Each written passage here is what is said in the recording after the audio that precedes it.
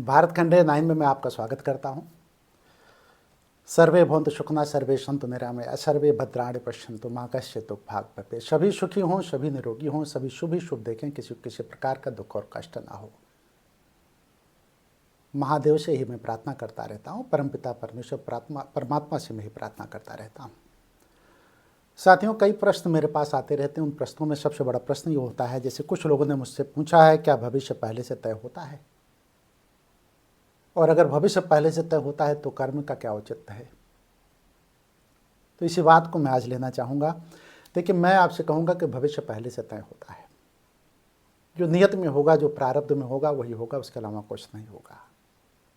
लेकिन कर्म करने की स्वतंत्रता है आपको। अगर भविष्य पहले से तय न होता तो देवकी का 8वां पुत्र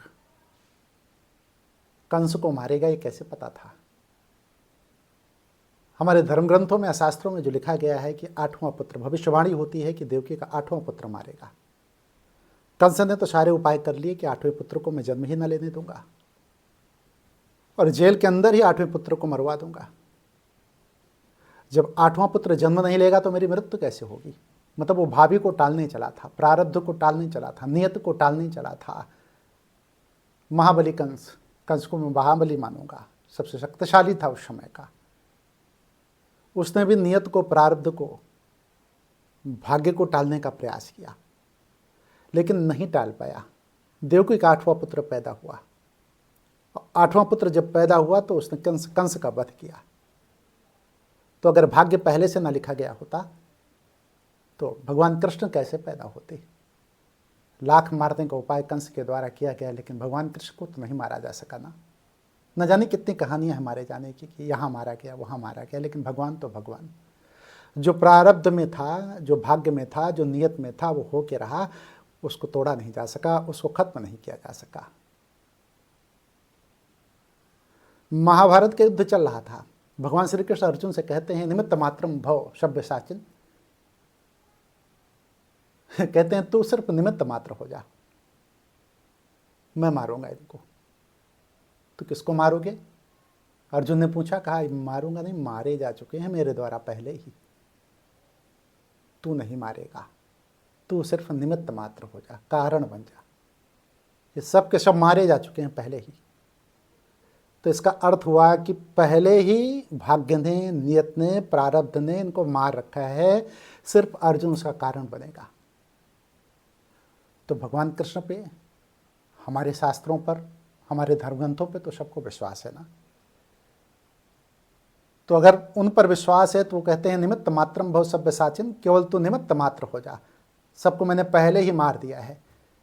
तो भविष्य में जो लोग मारे जाएंगे उनको भूत ने पहले ही मार दिया है, प्रारब्ध ने पहले ही मार दिया है, नियत ने पहले ही मार दिया है।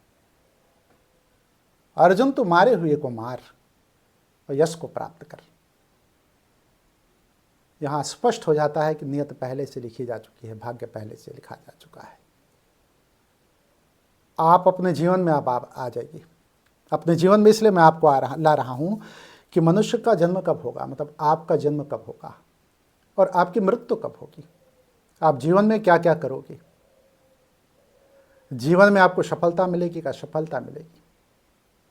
बहुत से लोगों को मैंने देखा है कई पेशों में, चाहे वो राजनीति के क्षेत्र में हो, चाहे वकालत के क्षेत्र में हो, या किसी भी क्षेत्र में आप चले जाएं, उनको ना उठने का, ना बैठने का, न चलने का, न फिरने का, न बात करने का ढंग होता है। ऐसा लगता है कि अशिक्षा के सागर हैं। मुंह में पान दबाए रहते हैं, गूंजते रहते हैं, खाते रहते हैं, पान खाकर अपने पे ही थूक लेते हैं। उनके कपड़े पे देखो तो पान की पीक पड़ी रहेगी। लेकिन पूछा जाए, भैया ये कौन, तो कहेंगे बहुत धनी आदमी है, ये बड़ा नेता है, पूर्व में 2 बार मंत्री रह चुका है, कैबिनेट मंत्री था, ये बहुत बड़ा वकील है, ये बहुत बड़ा व्यापारी है। न जाने कितने सुशोभित शब्द उनके लिए प्रयोग कर दिए जाते हैं, जबकि न उनको उठने बैठने, खाने पीने का तौर तरीका कुछ नहीं पता होता। ऐसा नहीं कि सबकी बात मैं नहीं कर रहा हूँ, बहुतेरों की बात मैं कर रहा हूँ, ऐसे बहुत मिलेंगे आपको। तो ये क्यों हो रहा है? तमाम लोगों को मैंने देखा है कि वो ठीक से चल फिर नहीं पाते, रोगों ने उनको घेर रखा है पूरी तरीके से, लेकिन धन है, लक्ष्मी है कि उनके पास आती रही, आती जा रही, आती जा रही। तो ये प्रारब्ध है, ये नियत है, ये भाग्य है। किसी भी व्यक्ति के अंदर दम नहीं कि इस भाग्य को, नियत को, प्रारब्ध को टाल सके। अब फिर मैं आपके सामने प्रश्न रख रहा हूं, ये क्यों होता है? तो उसका उत्तर भी मैं दे रहा हूं। वर्तमान के जितने भी कर्म आपके होते हैं, मतलब प्रारब्ध के फल को भोगते हुए जो वर्तमान में आप कर्म करते हैं, वही आपका प्रारब्ध बनता है। तो इसीलिए मैं आप लोगों से बार बार कहता हूं कि हर भजन करते रहिए, श्वासा बातों में बीती जाए। ये श्वास की कीमत बहुत बड़ी है। बड़े भाग्य मानुष तन पावा, सुर नर मुन ग्रंथन सब गावा। बड़े भाग्य से मनुष्य का तन मिला हुआ है, तो इसको व्यथा मत कमाओ। जो पूर्व में आपने कर्म किए हैं, उन कर्मों के फल को भोगते हुए वर्तमान के कर्म को आप मजबूत करें। आपको 200 रुपये मिले तो खुश रहें, प्रसन्न रहें, आनंदित रहें। 2 लाख 2 हज़ार मिले तो आप प्रसन्न रहें, आनंदित रहें। वर्तमान में आपके अंदर सदिच्छा होनी चाहिए, सद्भाव होना चाहिए। और वर्तमान में सदिच्छा, सद्भाव, करुणा, दया की भावना आपके अंदर रही, आचरण आपका अच्छा रहा, तो निश्चित प्रारब्ध बनकर के आगे के जन्म में प्रकट होगा। और जब आगे के जन्म में प्रकट होगा तो आप धनिक होंगे, मजबूत होंगे। उन लोगों से भी मैं कहना चाहूँगा जिनको पति या पत्नी अच्छी नहीं मिली है, वो प्रारब्ध के कारण से ही है, उसका भोग लो, उसे दुराव मत रखो। ईश्वर को समर्पित करते हुए कि आपने जो मेरे साथ किया है वो मेरा ही किया हुआ था, वो आपका किया हुआ नहीं था। मैं आपको दोष ही केवल देता हूँ कि आपने किया है। जिस तरीके का पौधा मैंने लगाया है, जो बीज मैंने बोया था, वही फल मुझे प्राप्त होगा। कभी भी आम के बीज से इमली का पेड़, इमली का फल नहीं प्राप्त हो सकता। कोई अगर ये उम्मीद करे कि मैं आम का पौधा लगाऊंगा, आम का बीज बोऊंगा और मुझे अंगूर मिलेंगे, इमली मिलेगा, तो वो उसका सोचना व्यर्थ है। आज अगर कोई कर्म आप अच्छा करो, कर्म करने की स्वतंत्रता है, मैं बार बार कह रहा हूँ। फल भोगने के लिए आप बाध्य हैं, वो आपका भाग्य, वो आपका प्रारब्ध है, आपकी नियत है। लेकिन कर्म यदि आपका मजबूत है तो कर्म भाग्य की रेखा को मिटाने के लिए तत्पर है। कैसे? उसके प्रभाव को कमजोर कर देगा। मतलब जब आपका भाग्य, बुरा भाग्य प्रकट होगा तो उसको भोगने की क्षमता आपको मिल जाएगी। इसको कहा गया है मिटाना। उसको सहन करने की शक्ति आपके अंदर आ जाएगी और आप हंसते हुए उस भाग्य को, उस नियत को, उस प्रारब्ध को, अपने शरीर को, अपने मन के साथ तैयार रहेंगे झेलने के लिए, करने के लिए। उसमें भी आपको आनंद आएगा। तो इसीलिए मैं कहता हूं कि व्यथा है, चिंता है, पीड़ा है, दर्द है, दंश है, तकलीफ है, तो इससे आप मुक्त हो जाइए। पत्नी कैसी मिली है, पति कैसा मिला है, शादी जल्दी हो रही कि नहीं हो रही है, भाग्य में जो है आपके जो लिखा होगा वो आपको होगा। लेकिन प्रयास करना चाहिए, चरे बे प्रयास आपका जारी रहना चाहिए। भगवान कहते हैं कि अपने समय को व्यर्थ मत गवाओ। एक एक मिनट में, एक एक सेकंड में, एक एक पल में अपनी पूरी ताकत लगा दो उसको हासिल करने के लिए। अपने अंदर मृतक होने के लक्षण मत लाओ। इस संसार में सबको, सबके प्रति आभार व्यक्त करते हुए अपने जीवन को आनंदित होकर के जियो।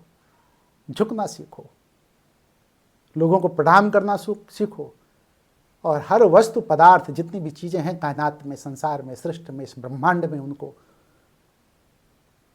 उनके प्रति आभार व्यक्त करो, उनको धन्यवाद दो। मनुष्यों के सामने भी झुकना सीखो, अकड़ नहीं होनी चाहिए। झुकता वही है जिसमें जान होती है, अकड़ तो मुर्दे की पहचान होती है। आपको अकड़ नहीं करना है। आप अगर अकड़ करते हैं तो मुर्दे हो गए, तो आपको मुर्दा नहीं होना है। साथियों, निराशा का भाव लेकर के जीवन आप जी रहे हैं, हताशा, निराशा आपको मार डालेगी और कर्म करने से आप वंचित रह जाएंगे। जो कर्म करने से वंचित रह जाता है उसका भविष्य, आने वाला भविष्य कहना होता, आने वाला प्रारब्ध खराब जाता है। नए जन्म में जो प्रवेश करता है तो उसका जीवन नर्क हो जाता है। इसलिए निष्क्रिय मत रहना, अगर निष्क्रियता के साथ जीवन जीते हो, उम्र चाहे जो चली जाए, नौजवान हो तो नौजवानों के लिए मैं कहना चाहूँगा, और यदि उम्र के उस पड़ाव पे आप जा चुके हैं 60 साल, 65 साल, 70 साल, तो उसके बाद भी आपके अंदर नैराश्य भाव नहीं आना चाहिए। निराशा का बादल एक ऐसा तांडव करेगा आपके साथ कि आपके जीवन को नर्क बना देगा। तो इस बादल को, यदि घेराबंदी निराशा की चल रही है, तो इस बादल को पहले ही आप काट दें, छांट दें। ऐसा कर लेते हैं तो आपका जीवन जब तक रहेगा श्रेष्ठ रहेगा। इसलिए अंतिम समय में मैं इस वीडियो के अंत में मैं कहूँगा कि अपने जीवन को श्रेष्ठ बनाने के लिए सौम्यता के साथ संसार में, इस सृष्टि में अपने कर्मों को आपको करना है, सहजता के साथ, सरलता के साथ, और जीवन को आनंदित होकर के गुजारना है। इन्हीं बातों के साथ मैं इस वीडियो को ख़त्म करूँगा। यदि ये वीडियो कुछ अच्छी लगी हो तो इसको अपने दोस्तों में, साथियों में, सहयोगियों में, मित्रों में शेयर कर दे कि उनका भी भला हो, उनके भी चित्त की वृत्ति बदले, उनके भी विचार बदलें। अपने घर परिवार कुटुंब के बीच में इस वीडियो को लोगों को दिखाएं।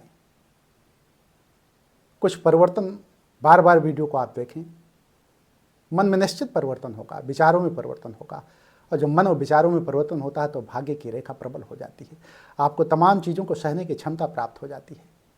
इसलिए मैं आपसे कहूँगा कि इस वीडियो को सब्सक्राइब, इस पूरे चैनल को सब्सक्राइब करते हुए, अगर नए हैं तो सब्सक्राइब करें, और यदि पुराने हैं तो इस वीडियो को या अन्य वीडियो को भी लोगों को शेयर करें, और इस वीडियो पर भी कमेंट करें। यदि कमेंट नहीं है तो महादेव की कृपा प्राप्त करने के लिए आप हर हर महादेव जरूर लिखते हैं।